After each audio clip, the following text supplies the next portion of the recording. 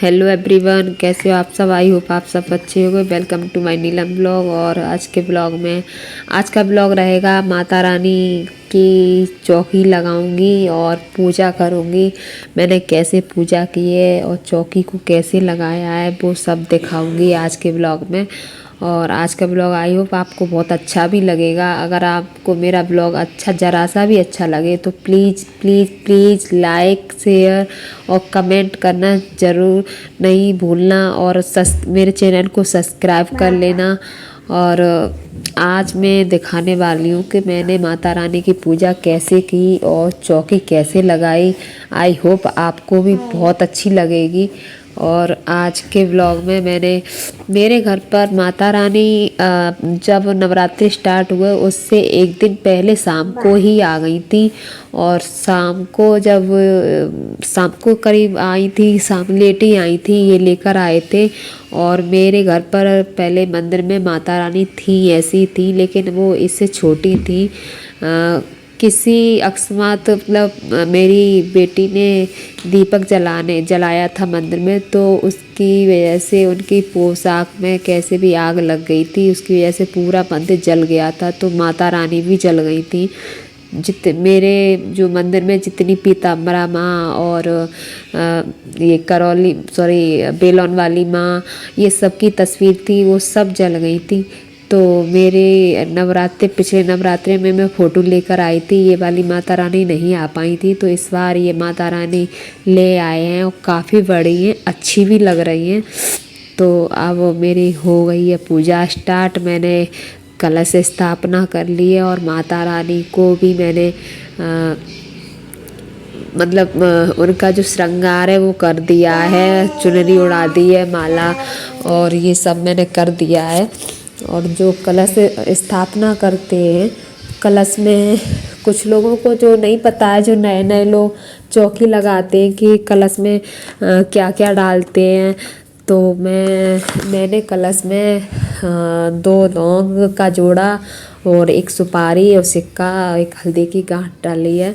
इससे हल्दी की गांठ से मानता है कि लक्ष्मी जो घर में अशांति रहती है, वो सुख शांति के लिए हम हल्दी की गांठ को डालते हैं।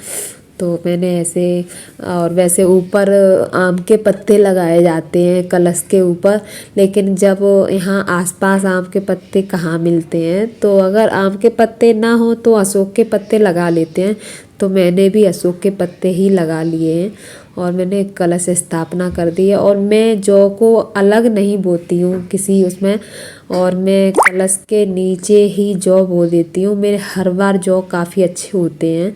और मैंने जौ रात को ही भिगो के रख दिए थे। और मैंने जो जौ बए हैं वो वीडियो नहीं शूट कर पाई थी।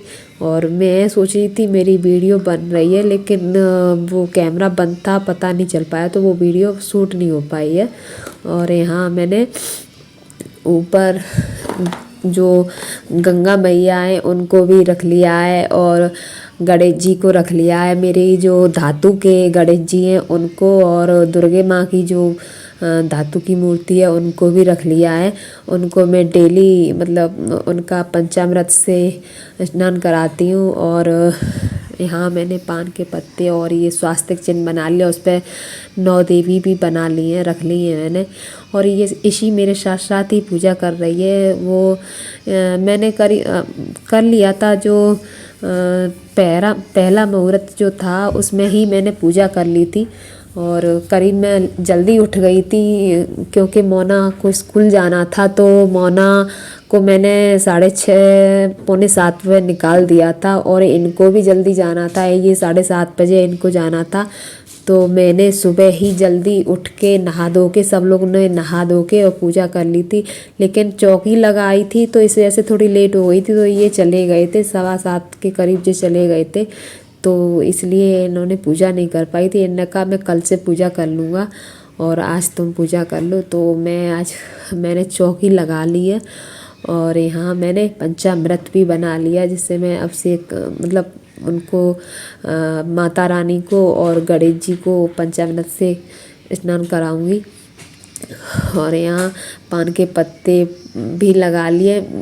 जहाँ भी लौंग वगैरह रखते हैं तो 2 का जोड़ा रखते हैं। और मतलब जो सुपारी भी है, मैंने एक एक सुपारी और लौंग का जोड़ा और बतासे रख लिए हैं।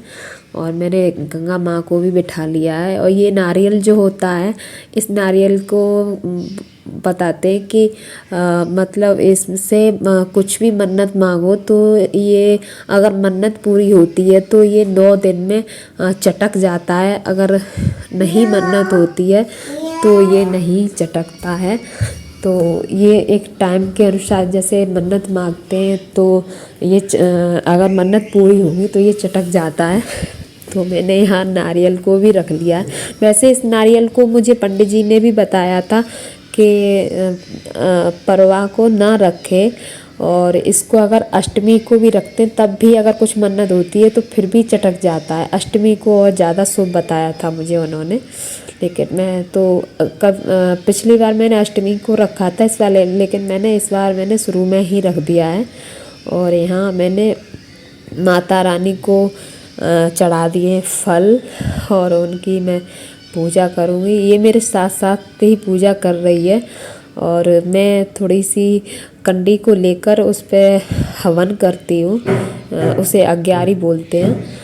तो वैसे तो हम दोनों साथ में ही करते थे, लेकिन आज उनको जल्दी जाना पड़ा तो वो साथ में नहीं है, तो मैं अकेले ही कर रही हूँ।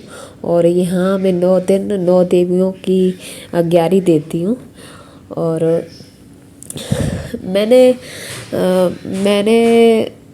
क्या बोली थी मैंने अग्यारी दे दी थी। उसके बाद फिर ये इसी बार बार उदम कर रही थी कि उधर जो मैं पाठ करती हूँ उस बुक को लेकर और खुद बैठ जा रही थी और पाठ करने के लिए, और बोली थी मम्मा मैं भी करूँगी। और मेरी साड़ी सर से बार बार सरक रही थी, तो ये मेरी साड़ी को बार बार संभाल के और सर पर रख रही थी।